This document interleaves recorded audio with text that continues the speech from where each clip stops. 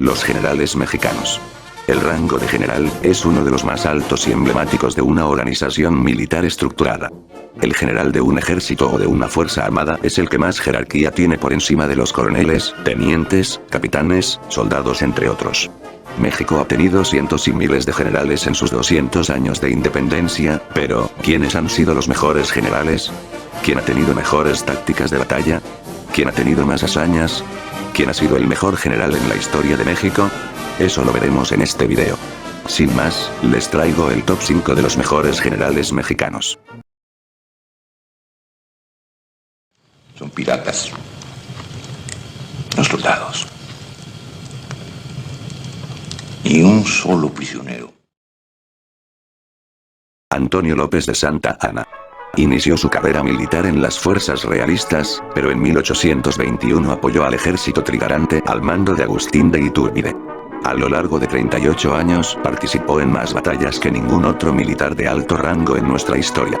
En 1829 derrotó en Tampico a las fuerzas españolas que hacían un último intento de reconquistar México y se elevó a la categoría de benemérito. En 1836 venció a los rebeldes texanos en el Álamo y otras poblaciones, pero posteriormente perdió ese territorio a manos de los texanos por un descuido. Una de las más conocidas victorias de Santa Anna es la de la Batalla del Álamo, la cual ocurrió en la Guerra de Independencia Texana. En ella participaron de entre 1.600 a 1.800 soldados mexicanos comandados por Santa Anna. El Álamo fue un conflicto militar crucial en la Revolución de Texas que consistió en un asedio de 13 días de duración, desde su inicio el 23 de febrero hasta el asalto final del 6 de marzo de 1836. Las bajas en esa batalla fueron 60 muertos por parte del batallón mexicano conformado por Santa Anna, y del lado texano murieron absolutamente todos, exceptuando algunas mujeres y esclavos que fueron perdonados. La batalla de la Angostura o de Buena Vista fue un enfrentamiento militar entre Estados Unidos y México durante la Guerra de Intervención estadounidense, entre el 22 y el 23 de febrero de 1847, en un lugar llamado Puerto de la Angostura, cercano a la ciudad de Saltillo. Fue uno de los más importantes combates ocurridos durante la intervención norteamericana de 1847. Fue en esa batalla en la cual Antonio López de Santa Anna demostró sus habilidades a la hora de manejar un ejército, ya que Santa Anna se tuvo que enfrentar contra uno de los mejores generales estadounidenses de su época, el general Taylor. Taylor perdió más de 700 elementos entre muertos y heridos, pero cuando se esperaba el definitivo triunfo mexicano, el general Santa Anna dio la orden de retirarse en plena noche hacia San Luis Potosí. La derrota o victoria de ambas fuerzas no quedó clara, pero la valentía y adiestramiento de los mexicanos no pasó inadvertido para los invasores. Esa batalla fue la que hizo que el avance estadounidense en el norte de México se detuviera, lo cual obligó a los estadounidenses a tratar de llegar a la Ciudad de México mediante el puerto de Tabasco, cosa que tampoco pudieron, ya que los tabasqueños lograron vencer a los gringos. Sin lugar a duda, el general Antonio López de Santa Anna fue un gran general, uno que debe ser tratado con admiración y respeto. Antonio López de Santa Anna, puesto número 5.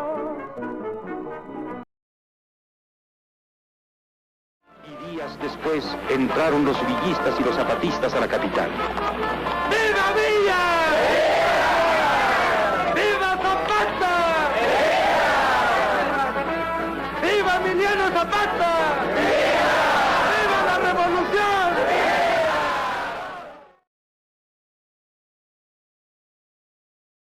José Doroteo Arango Arámbula, conocido por su seudónimo Francisco Villa o por su hipocorístico Pancho Villa, fue un militar mexicano que se destacó como uno de los principales jefes de la revolución, cuya actuación militar fue decisiva para la derrota del régimen del entonces presidente Victoriano Huerta. Originario del estado de Durango, nació en la hacienda de Río Grande, actualmente La Coyotada, San Juan del Río, el 5 de junio de 1878 y murió asesinado en una emboscada en Hidalgo del Parral, Chihuahua, el 20 de julio de 1923 a manos de Jesús Salas Barraza. El general Francisco Villa es muy recordado no solo por sus hazañas en la Revolución Mexicana, sino también haber invadido de cierto modo a Estados Unidos.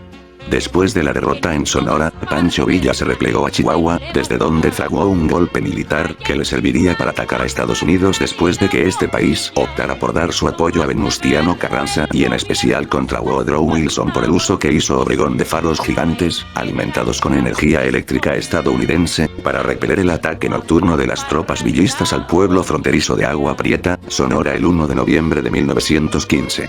En enero de 1916, un grupo de villistas al mando del general de órdenes Ramón Banda Quesada emboscaron un tren del México Northwestern Railway, compañía del ferrocarril noroeste de México, cerca de Santa Isabel, Chihuahua, y masacró a 18 empleados estadounidenses de la compañía minera Asarco. Antes del amanecer del 9 de marzo de 1916, un grupo de aproximadamente 1.500 hombres, el reporte oficial del ejército estadounidense mencionó entre 500, 700 participantes, del ejército de Villa, al mando del general Ramón Banda Quesada, atacó el pueblo de Columbus, Nuevo México, como represalia al reconocimiento oficial del régimen carrancista por parte de Estados Unidos y en busca del comerciante Sam Rubel, proveedor que le vendió las municiones defectuosas o balas de palo que causarían muchas bajas de la División del Norte en Celaya. La invasión de Pancho Villa a Nuevo México fue la segunda invasión que tuvieron los Estados Unidos en su territorio desde la Guerra Anglo-Estadounidense de 1812, ya que Juan Nepomuceno Cortina había invadido Brownsville en 1859. Después de ese hecho, ocurrió lo que se le conoce como la Expedición Punitiva, el cual es el último enfrentamiento armado que tuvieron México y Estados Unidos. Ante los hechos acontecidos en la batalla de Columbus, el presidente estadounidense Woodrow Wilson enviaría el 14 de marzo de 1916, 48 tropas encabezadas por el general Blackjack Pershing, a la captura de Villa. La búsqueda de Villa llevaría a las tropas estadounidenses finalmente unos 600 kilómetros dentro de territorio mexicano, llegando hasta la ciudad de Parral, donde, después de un conflicto encabezado por la maestra Eliza Jensen y donde participaron los niños del pueblo, el ejército estadounidense habría de retroceder a sus campamentos ubicados al norte de México. Durante 11 meses, los 10.000 soldados de Pershing recorrieron los desiertos del inmenso estado de Chihuahua. Pershing persiguió a las fuerzas mexicanas que habían atacado a Columbus, pero Pancho Villa dispersó a sus soldados y desapareció en el extenso territorio mexicano, burlando a sus perseguidores al mismo tiempo que se recuperaba de una herida sufrida en una batalla anterior. Después del fracaso de las tropas estadounidenses, Villa reapareció y volvió a reunir a sus hombres. El general Villa es un auténtico símbolo de persistencia y de valentía, ya que los propios estadounidenses se vieron obligados a entrar a territorio mexicano para capturarlo. El general Villa murió en una emboscada. A General Francisco Villa, puesto número 4.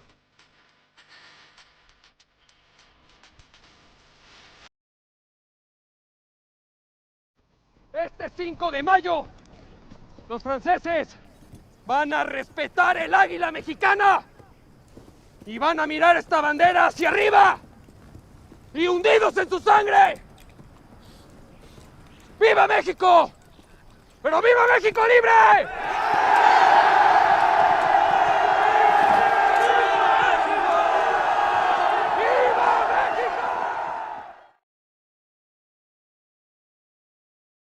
Ignacio Zaragoza.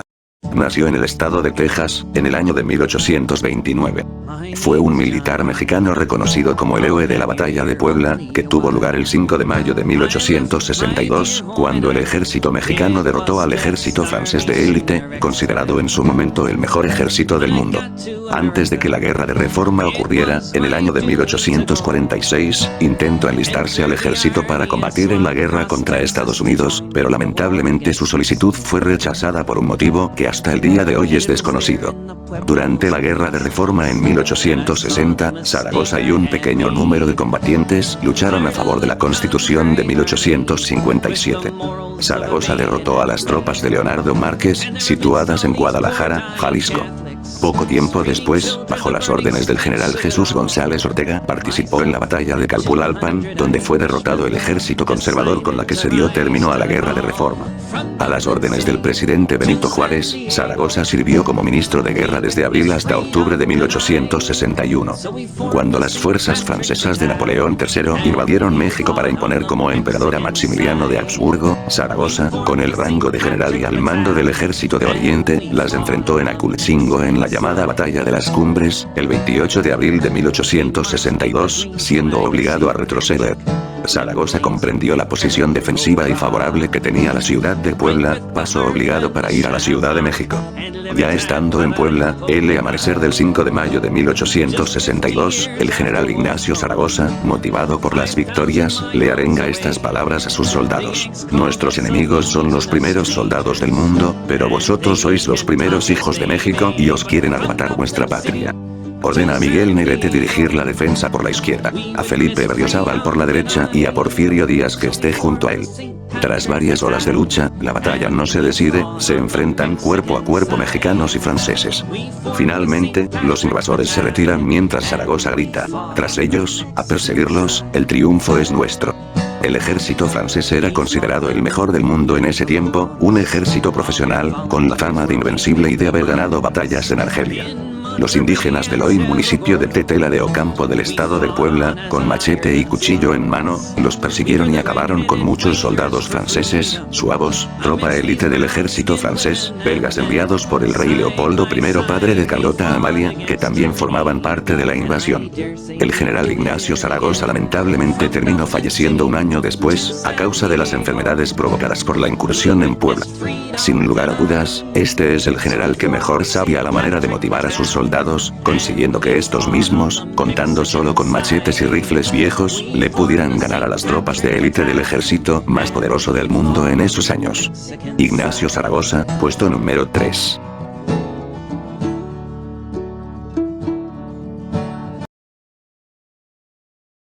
Si a la lid contra hueste enemiga nos convoca la tropa guerrera de Iturbide en la sacra bandera, mexicanos valientes seguid y a los fieles bridones.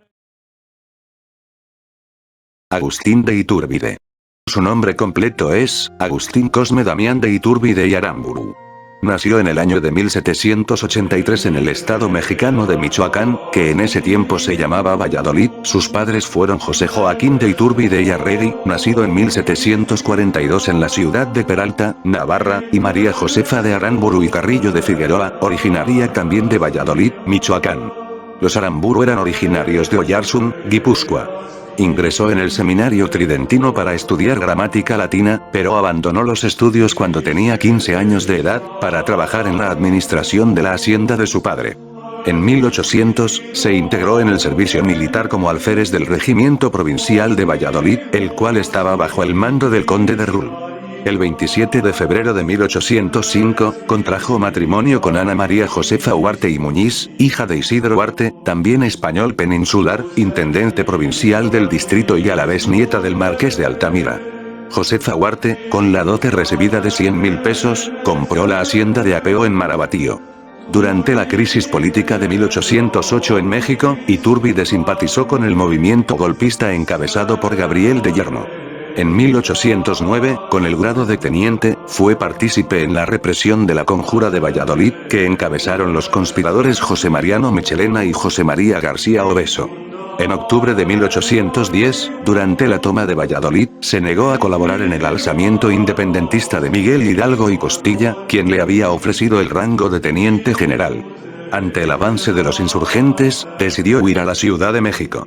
Durante varios años, Agustín se hizo de un gran nombre en el ejército, debido a que fue un feroz perseguidor de los independentistas, cosa que hizo que se le conociera con el seudónimo del Dragón de Hierro. Una de sus más grandes victorias como realista del ejército español, fue haber vencido al independentista, José María y Morelos en una de las batallas más importantes de la primera etapa de la independencia. Más tarde, hizo un pacto con el general independentista Vicente Guerrero, para que este mismo se aliara con él para así poder consumar la independencia del Imperio mexicano. Cabe resaltar que Agustín desde siempre estuvo de acuerdo con la independencia, pero no con los medios que se estaban llevando a cabo para consumarla, ya que por el contrario de Miguel Hidalgo, Iturbide quería lograr la independencia de forma diplomática. Finalmente el 27 de septiembre de 1821, Iturbide entra con el ejército trigarante a la Ciudad de México, confirmando la independencia de la nueva nación, el Imperio Mexicano. Fue coronado como el emperador de México, y unos cuantos meses después, Iturbide mandó una invasión al país centroamericano de El Salvador, en consecuencia de no haber querido unirse al imperio. En 1823, Agustín sería exiliado del país tras haber disolvido el Congreso por la conspiración que estaban haciendo en su contra. En 1824 Iturbide sería fusilado en Padilla, Tamaulipas, ya que este volvió para advertirle a los mexicanos, que en ese momento ya eran una república, de la inminente reconquista española que se avecinaba. Es una pena que acabara como acabó. Agustín de Iturbide, puesto número 2.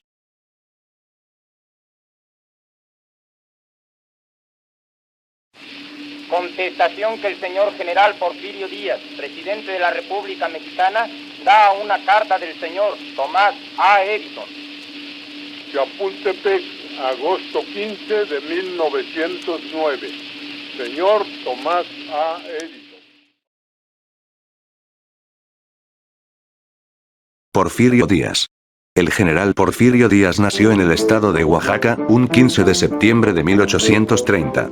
Fue un militar y político mexicano, que se desempeñó como presidente de la República durante 30 largos años. Era el sexto de 7 hijos, concebidos en el matrimonio de José Faustino Díaz Orozco y María Petrona Cecilia Mori Cortés, quienes se casaron en 1808, cuando el padre de Díaz manejaba los negocios de una empresa de minas y metales de 5 señores, San José y El Socorro, en el distrito de Ixtlán. Al producirse la intervención estadounidense en México, en el seminario de Oaxaca surgió la inquietud de luchar contra los invasores, idea que fue respaldada y alentada por los sacerdotes y maestros. En octubre de ese año, varios alumnos se dirigieron a ver al gobernador del estado y solicitarle su ingreso al Ejército Nacional. Porfirio Díaz estaba en ese grupo, y los cadetes fueron asignados al batallón de San Clemente. Sin embargo, poco después, la guerra terminó y los estudiantes no pudieron ir a pelear. Inicialmente el general Díaz se ganó su primer título militar, en compensación por haber servido en la Revolución de Ayutla, la cual consistía en sacar de la presidencia a Antonio López de Santa Anna, quien estaba en el poder por 11ª ocasión desde el 20 de abril de 1853. Años más tarde, en la segunda intervención francesa, el 5 de mayo, Díaz y otros militares intervinieron en la batalla de Puebla, donde lograron derrotar a los franceses y hacerlos retroceder hasta Orizaba. Díaz defendió el ala izquierda de la ciudad, y rebatió en 2 ocasiones el ataque francés. Una vez que huyeron, González Ortega y Porfirio Díaz se dieron a la tarea de perseguirlos, hasta que Zaragoza se los impidió. Ese mismo día, Juárez recibió una carta de Zaragoza mencionándole los detalles de la batalla, y haciendo hincapié en el empeño y bizarría del ciudadano general don Porfirio Díaz. Tras más de un año reclutando hombres y pertrechos, Díaz regresó al sur del país, donde fue apoyado por el viejo cacique liberal Juan Álvarez. Reorganizó el ejército de Oriente y con sus tropas triunfó el 3 de octubre de 1866 en la batalla de Miahuatlán y el 18 de octubre en la batalla de la Carbonera. Tras más de 2 meses de preparación y toma de ciudades de Oaxaca, el ejército de Oriente tomó la capital la noche del 27 de diciembre. De inmediato Díaz se erigió en gobernador provisional, destituyó y ejecutó a las autoridades francesas. El arzobispo de Oaxaca lanzó un sermón en contra del gobierno republicano, pero Díaz lo mandó ahorcar bajo el cargo de rebelión. Cuando Díaz salió de Oaxaca, en enero de 1867, nombró como gobernador sustituto a Juan de Dios Borja. El señor Porfirio Díaz se retiró del ejército un tiempo después, para inclinarse a la política para poder ser el presidente de la República. General Porfirio Díaz, puesto número 1.